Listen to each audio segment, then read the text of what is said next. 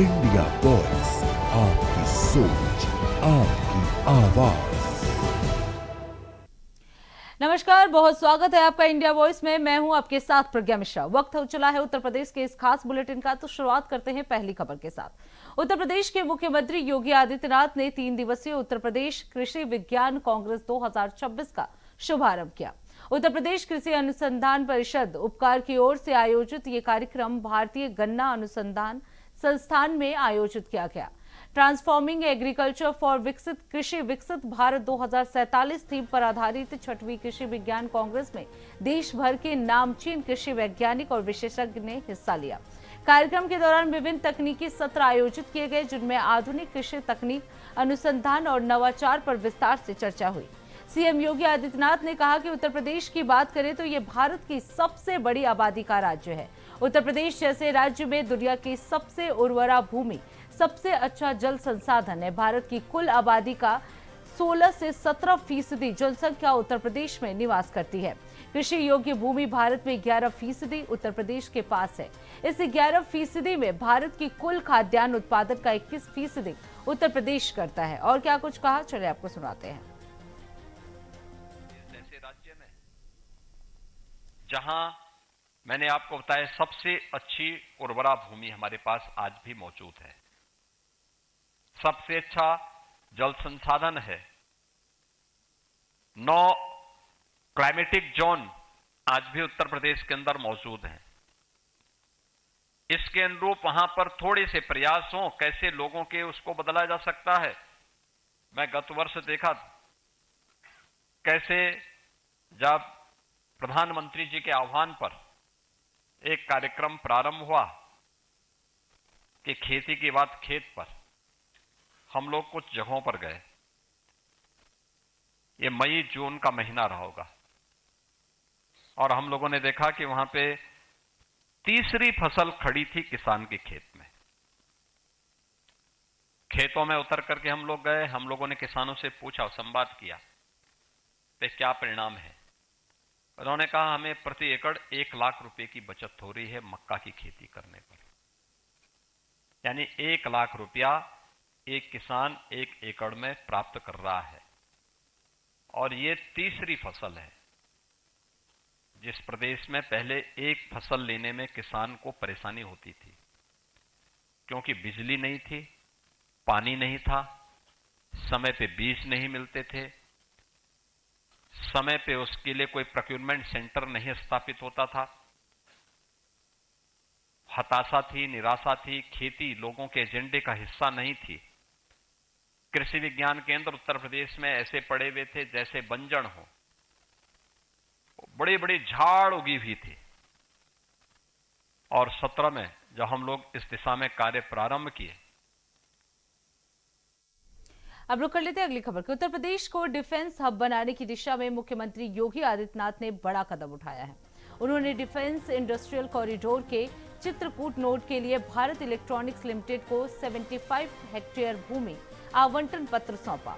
आपको बता दें, बीईएल यहां करीब 562 करोड़ रुपए का निवेश कर अत्याधुनिक रडार और वायु रक्षा प्रणालियों के निर्माण की हाईटेक यूनिट स्थापित करेगा।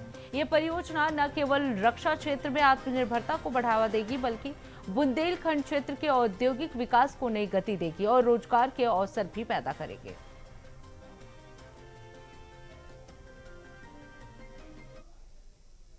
अब रुक कर लेते हैं अगली खबर के। उप मुख्यमंत्री केशव प्रसाद मौर्य ने कहा कि पश्चिम बंगाल में बीजेपी के पक्ष में जोरदार समर्थन दिख रहा है।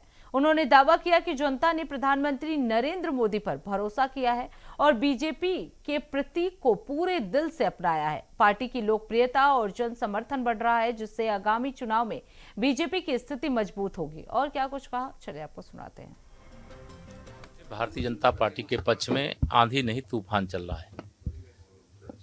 जनता ने मन बना लिया है। माननीय प्रधानमंत्री श्री नरेंद्र मोदी जी के प्रति भरोसा जताते हुए भाजपा और कमल का फूल सबने दिल में बसा लिया है।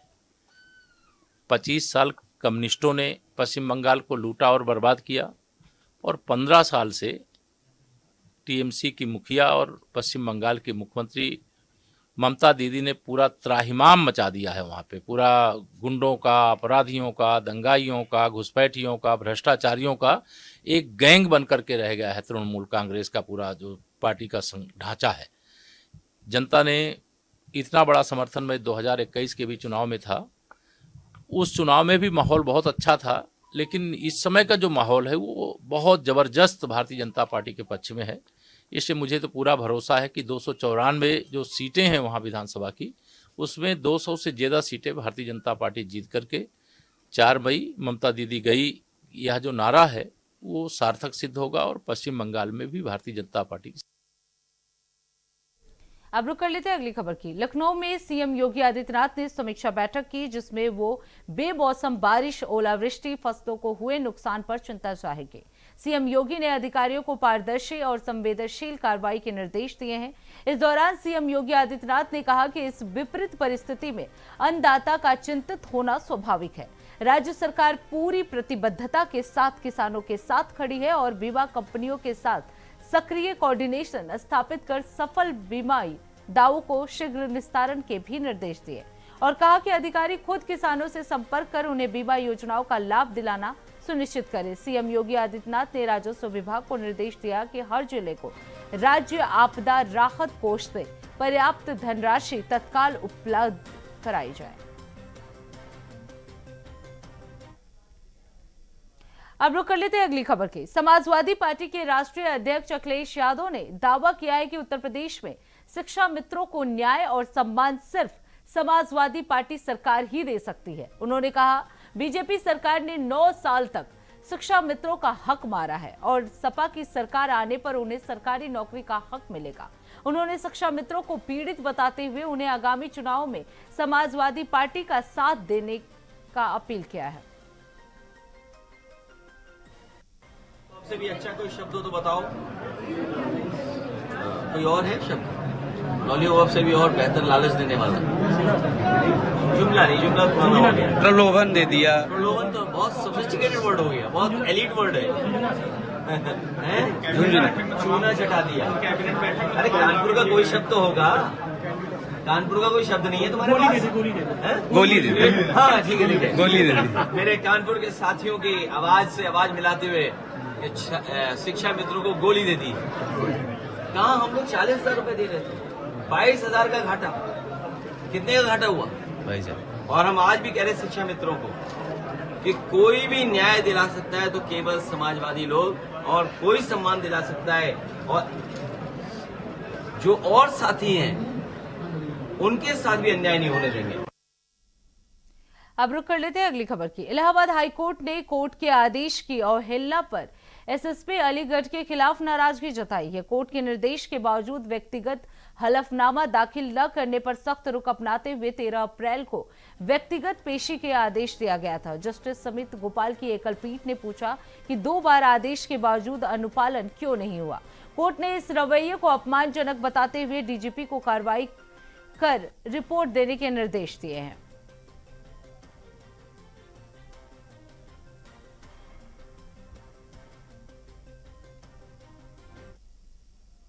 अब रुक कर लेते हैं अगली खबर की। यूपी में विकास कार्यों का पूरा बजट खर्च नहीं हो पाया है। पिछले वित्तीय वर्ष 2025-26 में विकास कार्यों के लिए आवंटित बजट का पूरा उपयोग नहीं हो सका। कुल 2.59 लाख करोड़ रुपए में से केवल 1.7 लाख करोड़ यानी 67% राशि ही खर्च हुई है। करीब 32% बजट खर्च नहीं हो पाया।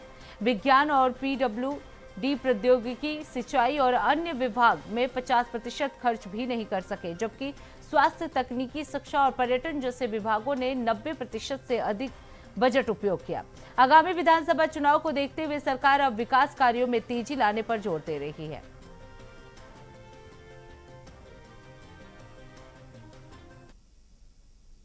अब रुक कर लेते हैं अगली खबर की। लखनऊ में मंत्री संजय निषाद ने अमेरिका ईरान के बीच संभावित संघर्ष को समाप्त होने की संभावना पर संतोष जताया और भारत की कूटनीतिक भूमिका की सराहना की। उन्होंने शेयर बाजार में उछाल और कच्चे तेल की कीमतों में गिरावट को आर्थिक सकारात्मक संकेत बताया। वहीं पश्चिम बंगाल में कथित मतदाता सूची हटाने की खबर पर उन्होंने चिंता जताई। मंत्री ने समाजवादी पार्टी के अध्यक्ष अखिलेश यादव की हालिया टिप्पणी को भी आलोचना की है।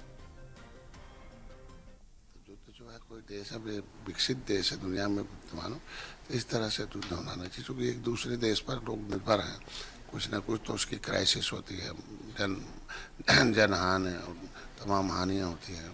तो ये मतलब ठीक नहीं है, विकास के क्रम में दुनिया में आना चाहिए, अब ये आपस में लड़ाई बंद होनी चाहिए। लगातार भारत के विदेश मंत्री हों या प्रधानमंत्री वो भी जो है दोनों ही देशों से बात कर रहे थे, इस बात के लिए लगातार प्रयास जारी था। भारत के सहयोग को किस प्रकार से देखते हैं? मैं मोदी जी को धन्यवाद दूंगा कि अंतर्राष्ट्रीय ही एक ऐसे देश हैं, प्रधानमंत्री है जो दुनिया के बेहतरी के लिए विश्व पर्यावरण, विश्व स्वास्थ्य दिवस, विश्व मिलेट दिवस, तो विश्व में एकता हो, विश्व में विकास हो, तो उसके लिए कम से कम आए।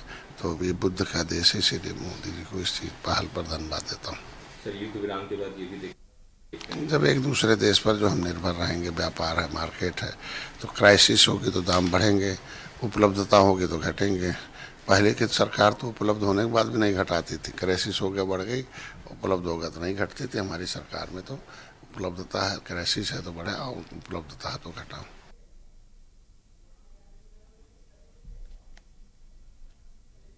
तो फिलहाल रुकते एक छोटे से ब्रेक के लिए, ब्रेक के बाद जल्द लौटेंगे। देखते रहिए इंडिया वॉइस। तो ब्रेक के बाद एक बार फिर आप सभी का स्वागत है। रुक कर लेते हैं खबरों की ओर। कानपुर के थाना रावतपुर क्षेत्र में अवैध किडनी खरीद फरोख्त मामले में पुलिस को एक और बड़ी सफलता हाथ लगी है। इस मामले में एक और आरोपी परवेज सैफी को गिरफ्तार किया गया है, जो मेरठ का निवासी है और शातिर अपराधी बताया जा रहा है। पुलिस के मुताबिक परवेज सैफी डॉक्टर अफजाल के साथ मिलकर काम करता था और ऑपरेशन से पहले रेकी करने में शामिल था। गिरफ्तारी के दौरान उसके पास से करीब 9 लाख रुपए नगद बरामद किए गए हैं। इधर कानपुर किडनी ट्रांसप्लांट रैकेट की जांच कर रही थी पुलिस की टीम के हाथ एक ऑडियो क्लिप भी लगा है। यह ऑडियो किडनी ट्रांसप्लांट रैकेट के मुख्य आरोपी शिवम अग्रवाल और दिल्ली में रहने वाले उसके दलाल नवीन पांडे के बीच का बताया जा रहा है। ऑडियो में किसी मरीज की मौत के मामले को मैनेज करने की योजना बनाई जा रही है। इस बातचीत में सबसे चौंकाने वाली बात यह है कि दोनों आरोपी दिल्ली के एक बड़े अस्पताल का भी जिक्र कर रहे हैं, जिससे जांच का दायरा अब दिल्ली के बड़े अस्पतालों तक पहुंचता हुआ दिख रहा है। ये पूर्व में 8 गिरफ्तारियां इस पूरे प्रकरण में हुई थी। 9वीं गिरफ्तारी देर रात हुई है। ये इस अभियुक्त का नाम परवेज सैफी है। ये मूलतः मेरठ का रहने वाला है।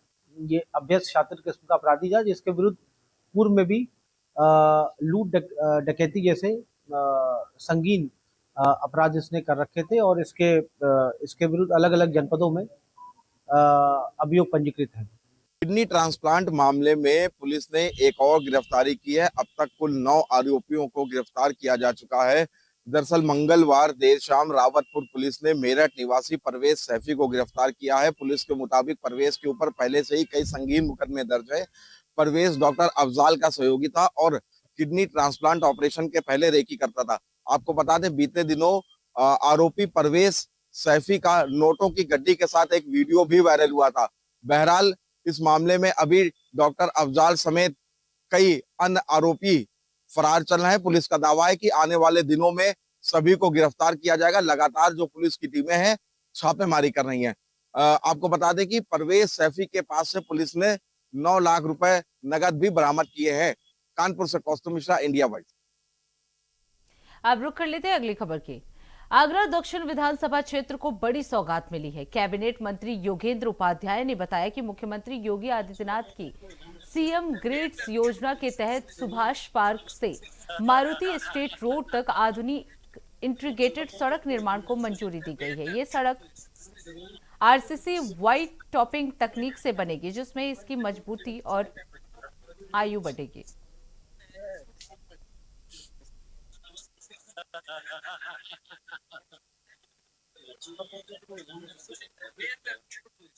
उत्तर प्रदेश सरकार के मुख्यमंत्री योगी आदित्यनाथ ने कल आगरा में बड़ी परियोजनाओं की सौगात आगरा वासियों को दी है। ग्रेटर नोएडा की तर्ज पर आगरा को भी अब ग्रेटर आगरा कहा जाएगा। उत्तर प्रदेश सरकार में कैबिनेट मंत्री योगेंद्र उपाध्याय हमारे साथ में हैं, इनसे बात कर लेते हैं।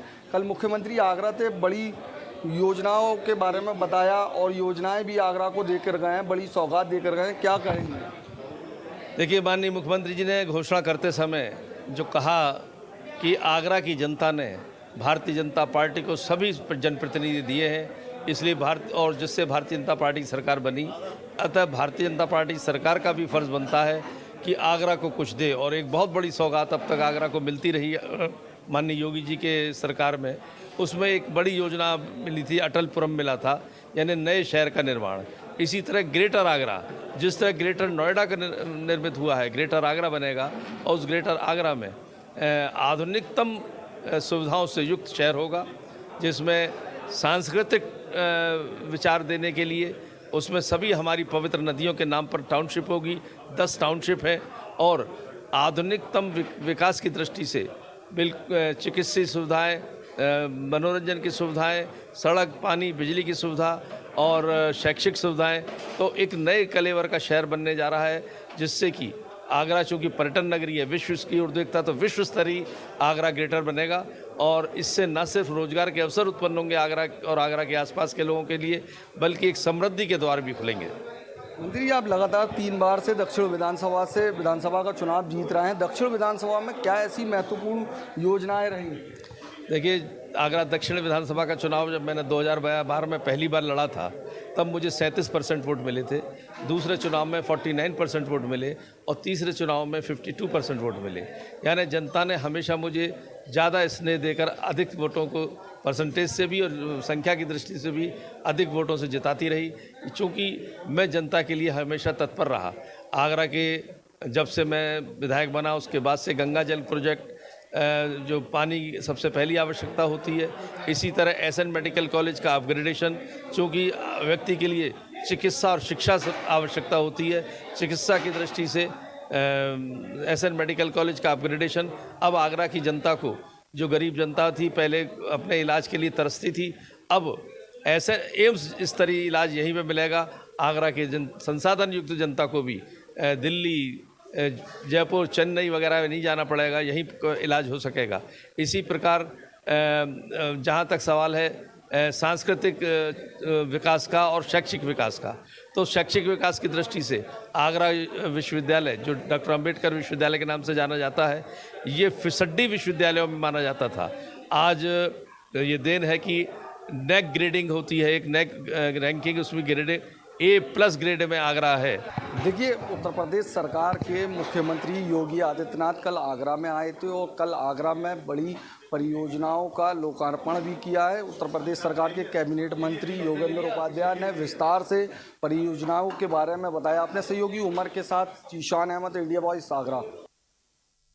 अब रुक कर लेते हैं अगली खबर की। लखनऊ में इस्लामिक सेंटर ऑफ इंडिया के अध्यक्ष मौलाना खालिद रशीद फिरंगी महली ने ईरान और अमेरिका के बीच हुए सीज फायर का स्वागत किया। उन्होंने कहा ये केवल दोनों देशों के लिए नहीं बल्कि पूरी दुनिया और अरब खिते के लिए राहत की खबर है। उन्होंने हिंसा में मासूमों की हानि पर दुख जताया और उम्मीद जताई कि ये सीज फायर स्थायी रूप से युद्ध के अंत का रास्ता बने। मौलाना खालिद रशीद ने सीज फायर का स्वागत किया। क्या कुछ कहा, चलिए आपको सुनाते हैं। ईरान और यूएसए के दरमियान जो सीज फायर का ऐलान हुआ, इसको हम लोग वेलकम करते हैं और ये इससे बहुत बड़ी राहत न सिर्फ ये कि ईरान और यूएसए के लिए है बल्कि पूरी दुनिया के लिए है, पूरे अरब खित्ते के लिए है। और सभी लोग जानते हैं कि जिस तरीके से ईरान और इसराइल, जिस तरीके से यूएसए और इसराइल ने ईरान पर अटैक किया था, ये तमाम इंटरनेशनल कवानीन और इंटरनेशनल लॉज के अगेंस्ट था।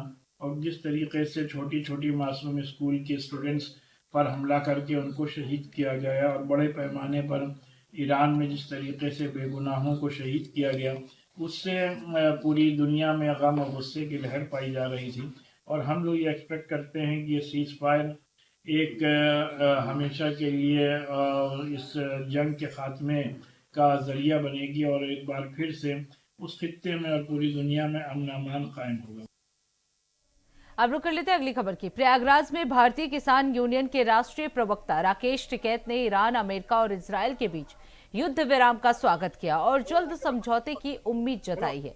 उन्होंने पश्चिम बंगाल विधानसभा चुनाव में टीएमसी प्रमुख ममता बनर्जी की जीत का दावा किया और बीजेपी पर विपक्ष खत्म करने के आरोप लगाए।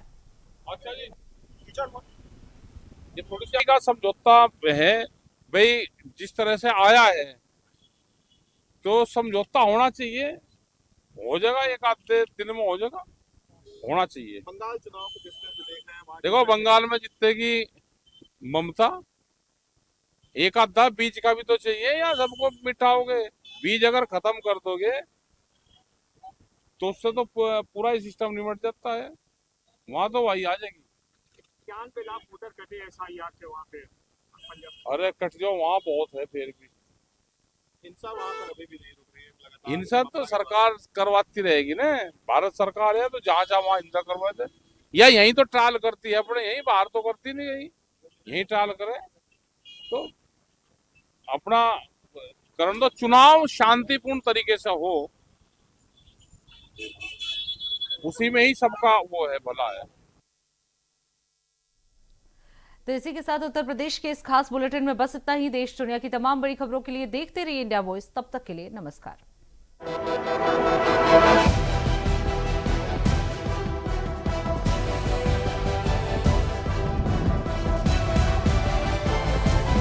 इंडिया वॉइस, आपकी सोच, आपकी आवाज।